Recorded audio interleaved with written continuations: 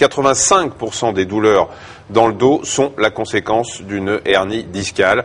C'est une affection qui, on va le voir, peut être très handicapante. Alors comment traiter cette douleur? Le recours à la chirurgie est-il inévitable? Quelle est son efficacité? Avant de répondre, un petit rappel anatomique. Oui, cette hernie discale donc touche la colonne vertébrale, plus précisément les disques qui sont situés entre les vertèbres.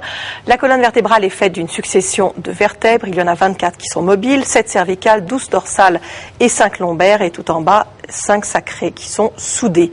La surface de ces vertèbres est protégée par du cartilage ainsi que par une sorte de petit coussinet que vous allez voir, que vous voyez un peu schématisé en bleu-blanc, là présent entre chaque vertèbre.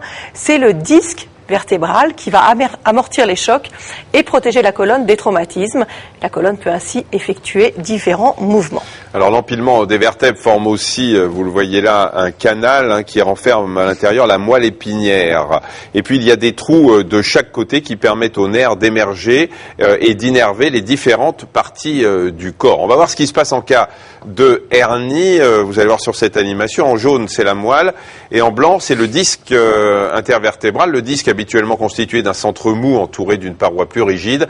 Et vous voyez avec le temps, ou suite à un traumatisme, eh bien cette paroi va s'user, s'ébrécher, laisser la partie molle du disque que vous avez vu déborder vers l'extérieur. C'est ça la hernie. Et du coup, elle va progressivement comprimer les racines nerveuses qui émergent de chaque vertèbre. Alors évidemment, les signes vont différer selon la localisation de la hernie au niveau de la colonne. Ça peut concerner aussi bien les vertèbres cervicales que les lombaires. Regardez ici une image IRM. Vous avez ici, donc vous voyez ça, ce sont les vertèbres.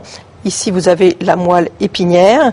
Et ce qui nous intéresse est situé là, vous voyez, entre ces deux vertèbres, cet écrasement de la moelle épinière, une compression donc de la moelle par la hernie. Alors généralement, on ressent des fourmillements, un engourdissement, une sensation de faiblesse musculaire, une raideur des membres.